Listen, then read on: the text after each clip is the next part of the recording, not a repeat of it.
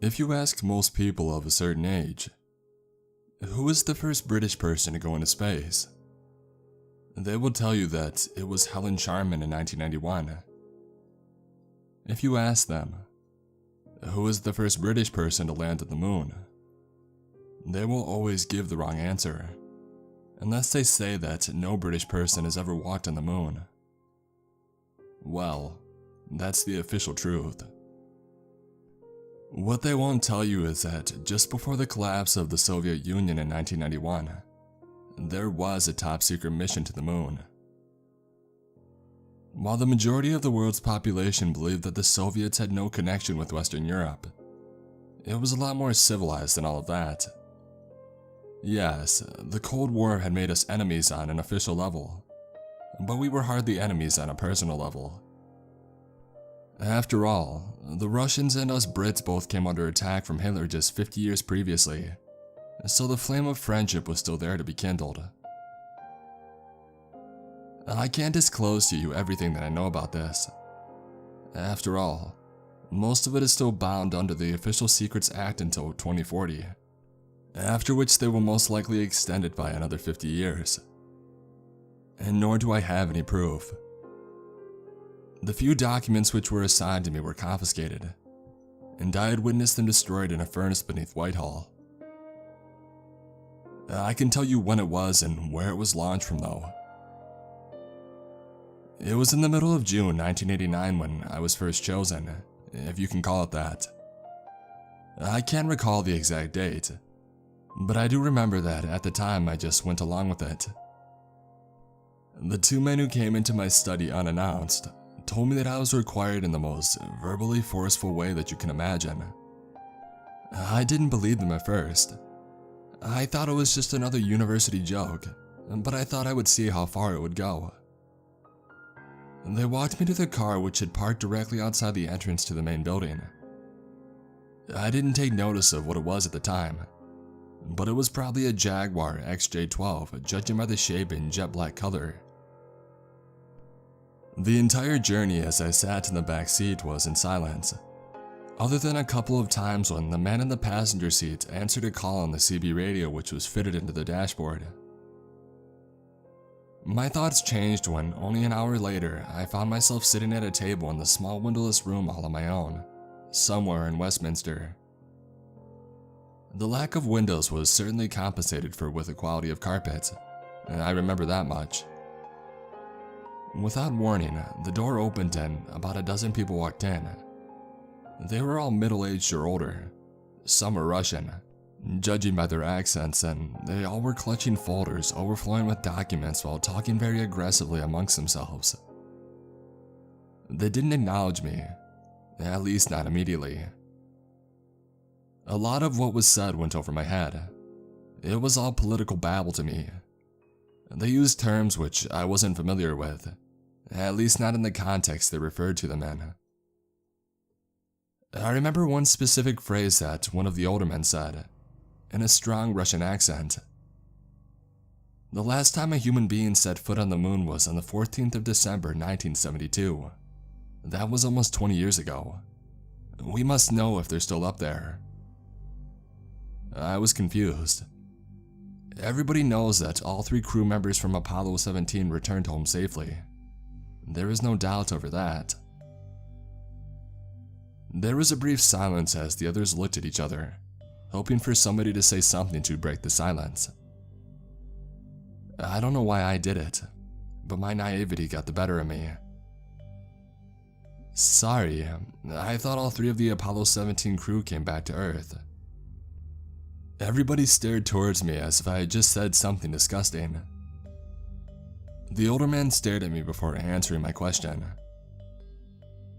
Do you think we are fearful of mere humans being on the moon?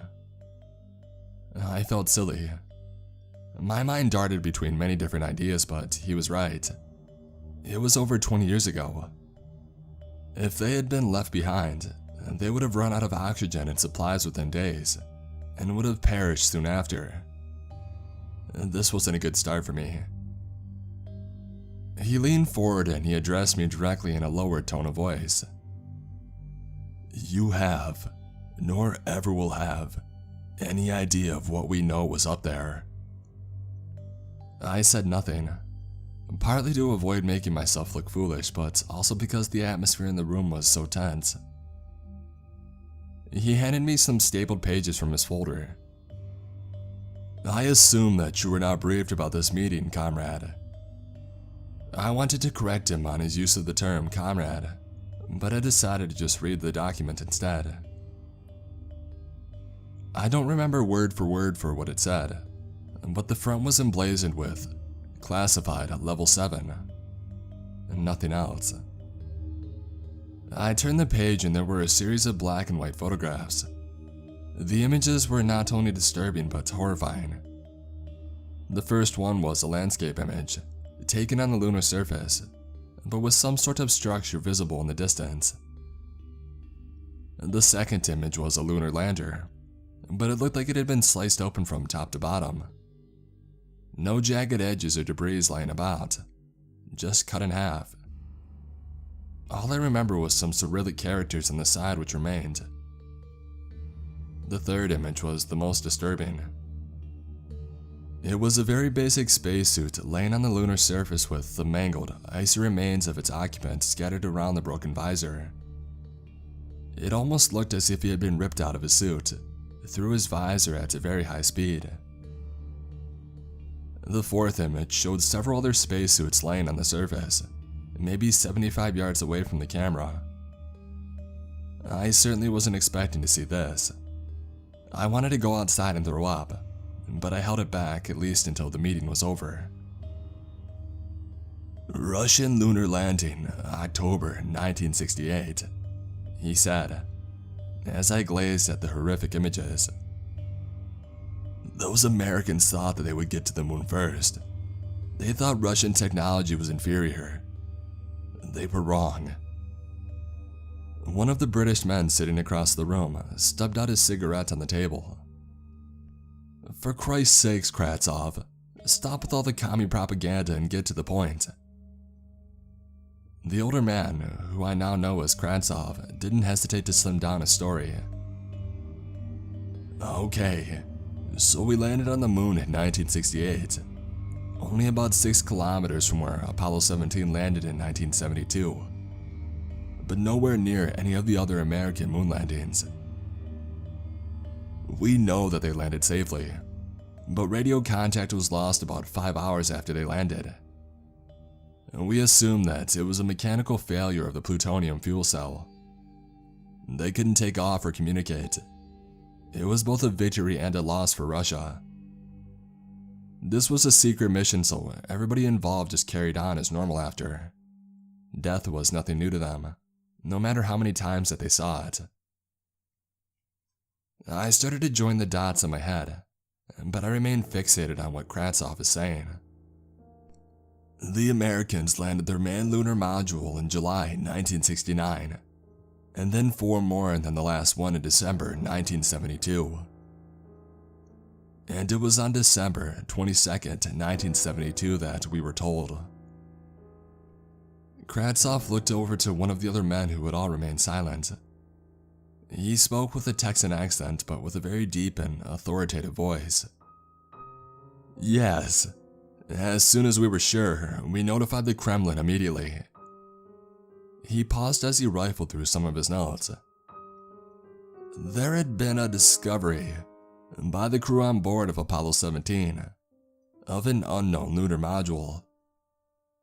We assumed that it was Russian, and a few minutes after receiving the images, they confirmed that the craft we had discovered was Russian. Tell him what your crew found, comrade, Kratsov said to the American. Well, we weren't exactly sure at the time, but the debris ladder on the module were in fact human remains. Not only that, but they were all decapitated beyond all recognition. Well, soon after their gruesome discovery, the 3 crew members of Apollo 17 unanimously announced that they wanted to return to Earth immediately. We told them that it was impossible. The service module that was orbiting the moon was in the wrong trajectory at the time, and so they had no choice but to stay inside the module until it was time to return. They told us that from inside the module, they could see figures outside, picking over the equipment that they had left outside. I mean, these guys were what? 20 feet away from whatever these things were, with only the lunar module to protect them. Those modules are designed to withstand the vacuum of space and the forces of the launch, and they simply aren't designed to withstand physical attack. I was so shocked, I just asked him without thinking what I was about to say. So if this all happened, why did the Apollo 17 crew look so normal when they were welcomed back in front of everyone? He almost smiled as he said it. Of course they looked happy, smiling and waving to everyone. The men that everybody saw that day had been nowhere near a spacecraft, let alone the moon. I was confused, but he continued before I had a chance to say anything.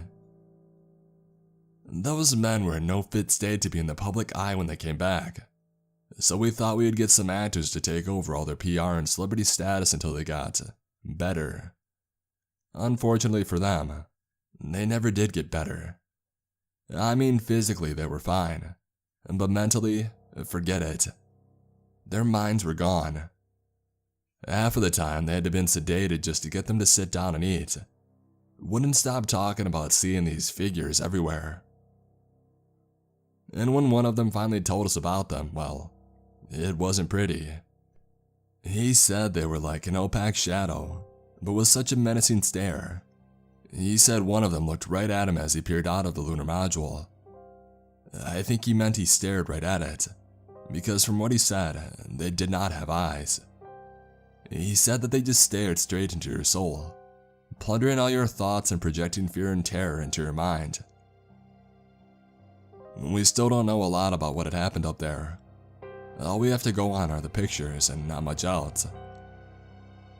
I turned the page of the document that I held in my hand. The edges were now damp from the sweat forming around my palms. The next image showed a glimpse of one of these figures. It was hideous.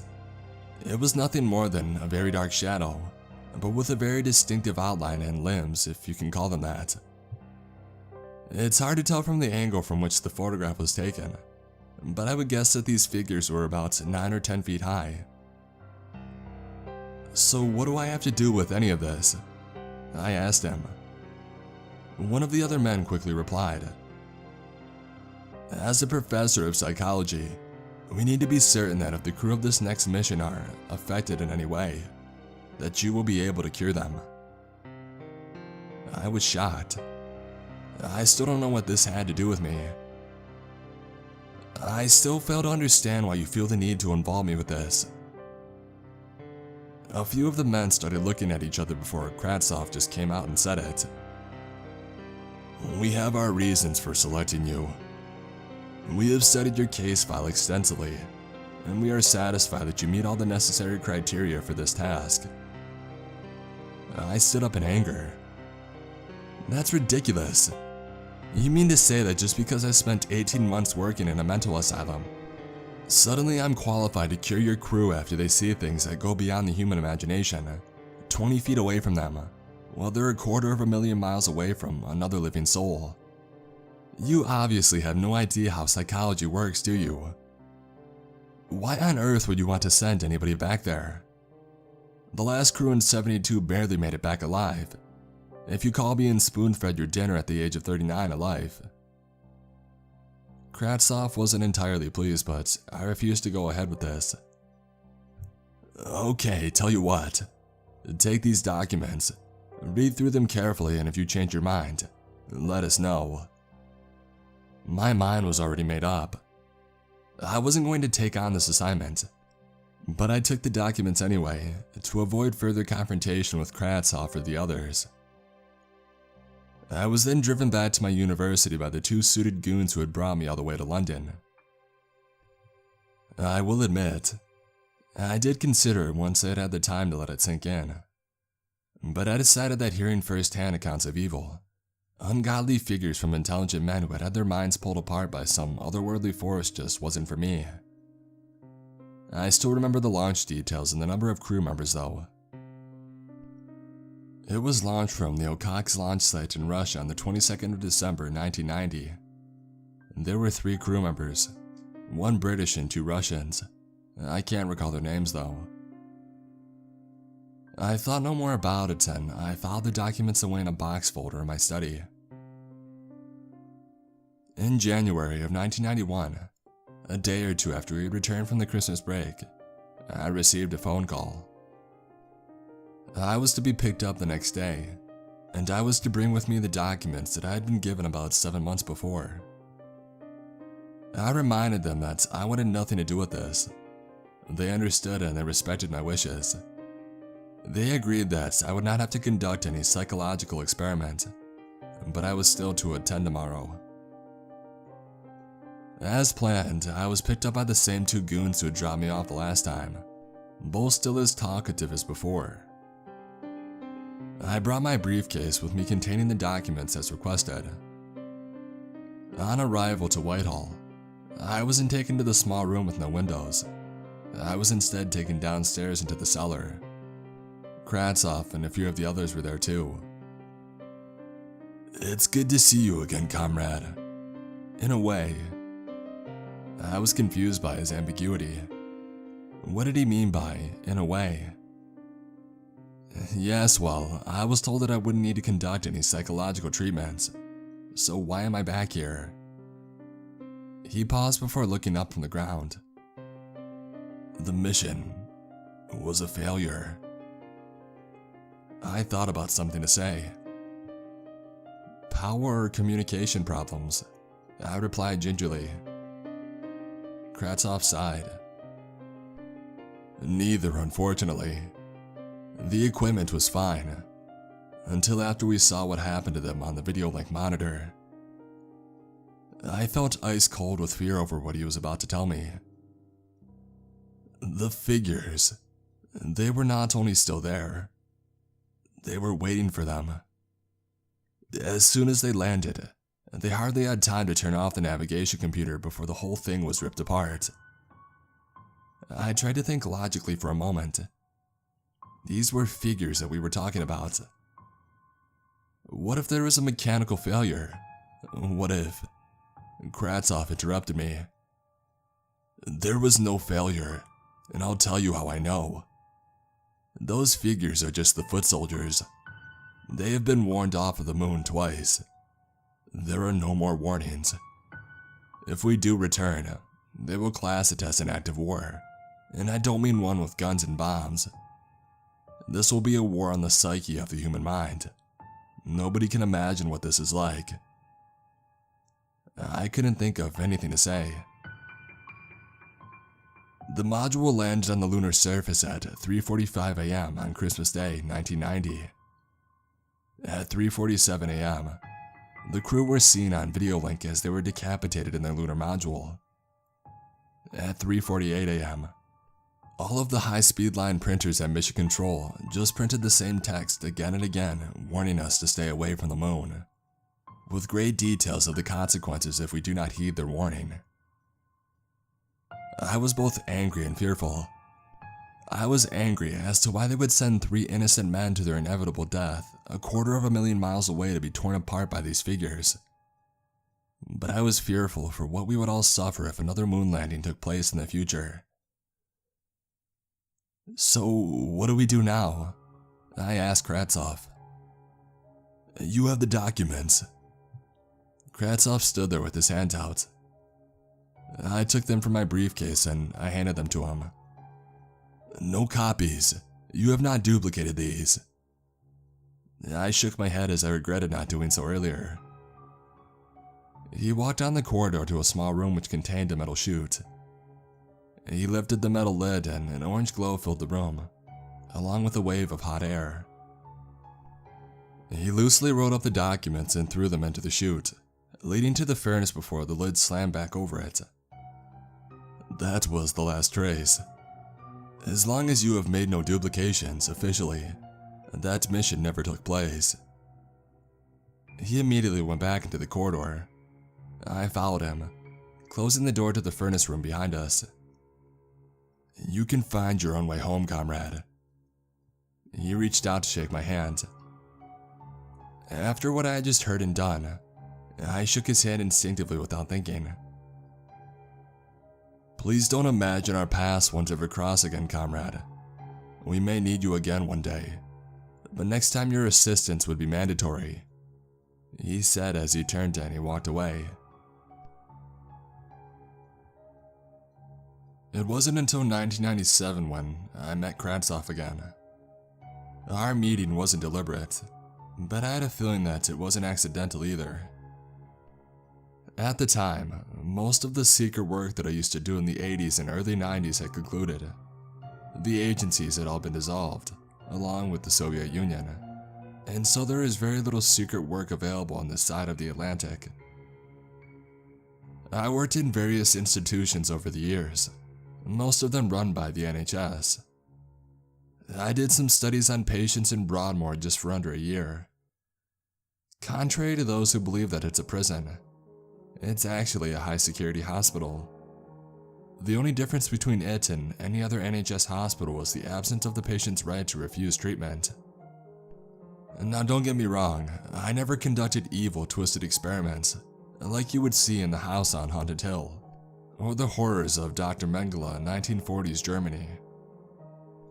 All of my experiments were psychologically based, and intended to help patients regain as much of their normal life as they could possibly have.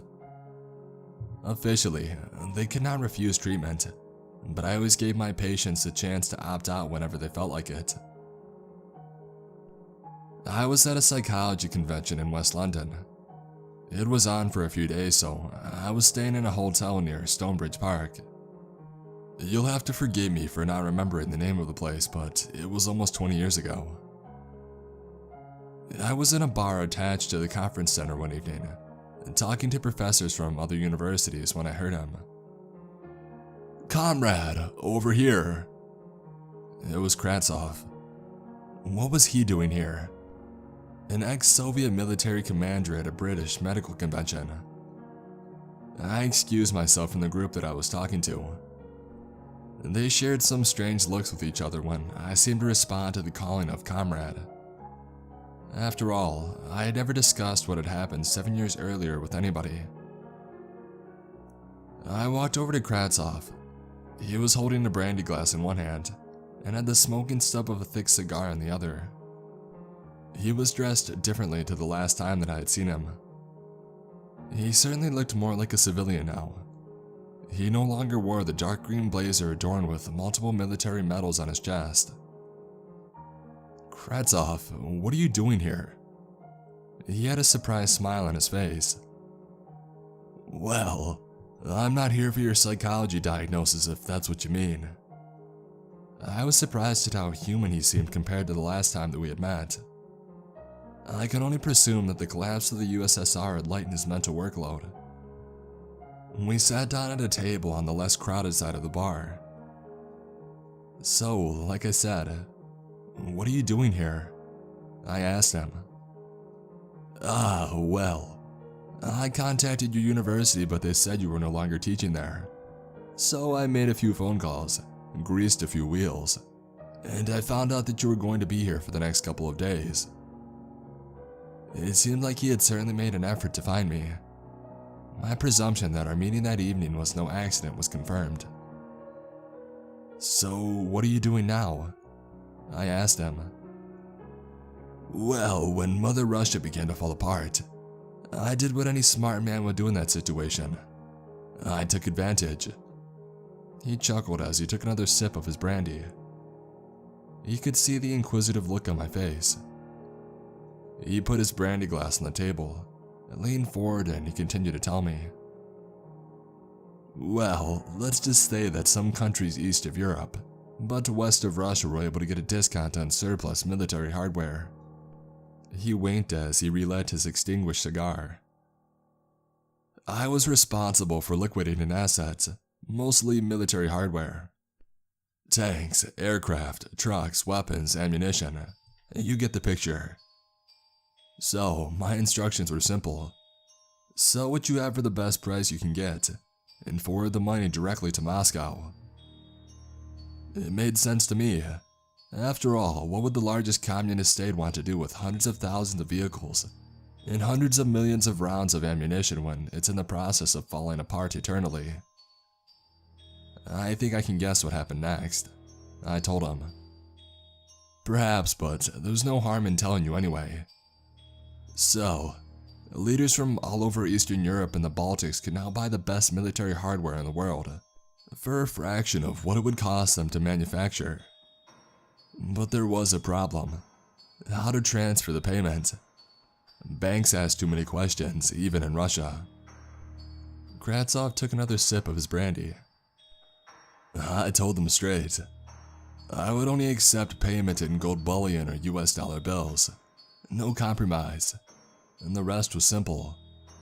Paperwork was forged, amounts changed. 100 tanks for 300,000 could so easily be changed to 700 tanks in the paperwork after the sale was complete. Suddenly, I had another 600 tanks at my disposal which I could sell, and keep the proceeds to myself. Weren't you afraid of being caught? I asked instinctively. Kratsov chuckled. Please, comrade. This was the fall of the Soviet Union, the biggest military power that the world had ever seen. Yes, there were those who were supposed to keep a check on things, but there was nothing that an envelope of $100 bills couldn't fix. He flicked his hand at me, summoning me closer to listen to what he was about to say. Those who knew didn't care, and those that cared didn't know. We talked about politics and the fall of communism for a couple of hours before we ended up on the topic of the failed lunar mission in 1990. Suddenly the jolly mood darkened, despite the quantities of alcohol that we had consumed. Comrade, if we are to discuss this topic, may we continue this conversation in private? I had to agree with him. It may have been the late 90s, but talking about top secret space launches in a public place would have raised a lot more eyebrows than the sight of two men going into the same hotel room. So we left the bar and we went back to my hotel room, which was a few minutes walk from the conference center. When we got back to the room, he sat on the chair next to the television. I pulled the other chair from across the room, and we sat opposite of each other as we resumed our conversation from the bar. So what became of the missions? I asked him. I didn't. I couldn't tell you everything we knew back then, comrade. He sighed with frustration. We should have never set that mission up there. It felt wrong from the start, but how could I stop it? I was just a cog in the giant communist machine. I could understand his inability to prevent it. He certainly had remorse over it. After the mission in '68 failed, we made contact with what was behind the dissemination of those two missions. My ears pricked up. I wasn't expecting him to say that. We had an open line of communication between the launch site and them. Not the figures, they were just the soldiers. No, this was much more real. So what were they? I asked him. We don't know. They didn't understand our questions, but they communicated by the one true universal language. Science. They had developed technology which was inconceivable to us at the time. Now, I don't know how much you know about technology, comrade, but I will break it down in simple terms for you. Before we made contact, we had little success in developing semiconductors. We sent them samples and plans explaining our problems with simple symbols, and they returned the solution. Sent? How did you send it? I asked. It's not as if they had sufficient radio bandwidth to send images to the moon and back. Probes. We sent many probes to the moon. Inside were samples of our failed semiconductors, made of germanium. He continued as he walked over to the mini bar and helped himself to another drink. They returned probes with the solution to the problem. They suggested replacing the germanium with silicone. Also included were tiny quantities of chemical solutions which they suggested we use to aid the photolithography process. They were so much more reliable than the stuff that we were using before. Unbelievable stuff. We analyzed these samples and produced larger quantities of them. The process now worked flawlessly. I was amazed. I didn't quite understand all of what he was saying, but I understood the general idea of it. Whatever was up there was helping the Soviets to develop higher technology. But, Kratsov continued, we knew we weren't the only ones being helped. Over the next few years, we had agents in the United States who provided us with samples of American semiconductors. The process was identical to the one provided to us by them. This was no coincidence. America had contact with them too? I asked him in no uncertain terms. Of course, but they had used their technology to enrich their capitalist society, selling it to their general population in the new concept of gadgets and electronic computers. We, on the other hand, used it to enhance our society and military power. It all started to fit together. The technological improvements over the past 50 years were extraordinary. Too extraordinary for humans to complete unassisted. So, if they helped you to advance your semiconductor industry, why were they so hostile? He sat back down as he answered me. Comrade, you must remember one thing. They are not afraid of us. They don't have the ability to feel fear, although they understand how they can use it against us. They do, however, have self-preservation instinct, as do all intelligent forms of life. I had to ask the question, even if I didn't want to hear the answer. So what did they want in exchange for this knowledge and scientific assistance? Kratsov leaned back in his chair as he tried to think of a way to word his answer. How to say this? I remained silent as I waited for him to reply. Well, they wanted to conduct experiments on the human mind. Don't assume they weren't asking for our permission. They didn't need any permission. They could do what the hell they liked. No, what they wanted was our cooperation in allowing their experiments to walk among the rest of society and to minimize their interference. A chill ran down my spine. I asked him what sort of experiments they wanted to conduct. Psychological experiments, of course. They wanted to see the reaction of the general population when a small number of us are altered and allowed to remain physically unchanged. Kratsov started to look uncomfortable as he talked about the subject. He started pacing around the room as he talked. Let me ask you something, comrade. Do you believe in God? I hesitated before I answered honestly. No, I'm agnostic. I'm open to the concept of organized religion, but I'm not entirely convinced by it. He pointed at me as he chuckled quietly. That, comrade, is a good answer. I felt slightly uncomfortable by this time. What does my faith or lack thereof have to do with extraterrestrial assistance in Soviet technology? Go on. What has it got to do with religion? Well, they have already conducted experiments before, which were hugely successful for them. They altered the psyche of a few people around our planet over the space of several centuries. People called them prophets. Suddenly my mouth went dry and I started to sweat. Tell me you're joking, Kratsov. He lowered his tone of voice. This is no joke, comrade. I'm serious. I was brought up as a Catholic myself and I've grown to accept the fact. I still wasn't sure whether or not to believe him.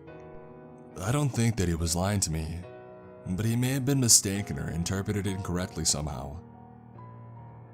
Okay, for the sake of this conversation, let's assume that's all the prophets. And Kratsov interrupted me. Most, comrade, most prophets, but not all of them, were part of their experiment. We just don't know which ones. I continued my question. Okay, So let's assume that most of the prophets were part of the experiment. What are they going to do now? I mean, it's not as if they can create another religion. We have already had new religions in the past few hundred years, and they mostly fail because people are too set in their ways to accept a new belief system into their life. Kravtsov confirmed what I believed was true. You're right, but religion is an old experiment. They know that it was successful. You can see the results for yourself. What they want to know is how to experiment with, how could you say, anti-prophets. I didn't quite understand. I needed to know more. What do you mean by anti-prophets? Kravtsov thought for a moment before he spoke. We don't know. We don't think they've started yet, at least that's what they've told us. The concept of a known unknown from an extraterrestrial race was horrifying. Kravtsov continued in a serious tone of voice. All we know is that they won't begin to experiment until our home planet completes 2,000 rotations around the sun, after the birth of one of the prophets. It couldn't have been clearer if he had spelled it out for me in foot-high letters on my hotel room wall. So you mean that they plan to conduct their new experiment after the year 2000? Bearing in mind that in 1997, the concept of the new millennium was generally exciting and invigorating, this gave it a much more sinister prospect. I can only assume what they have planned, but if you want my opinion, they are going to turn small numbers of people against the rest of us, possibly using the previous experiment as a framework.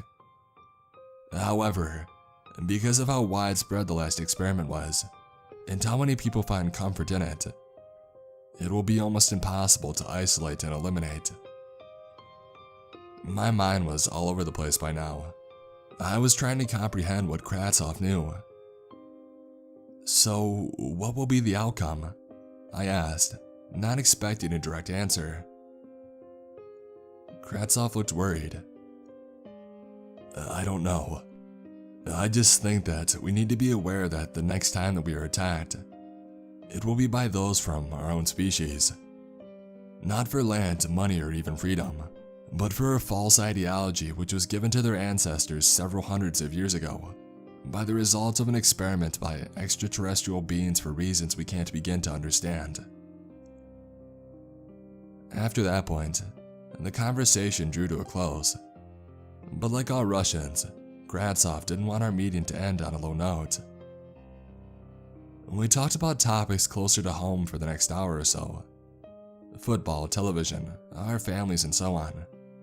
Before he saw my camera on the table and he took an interest in it.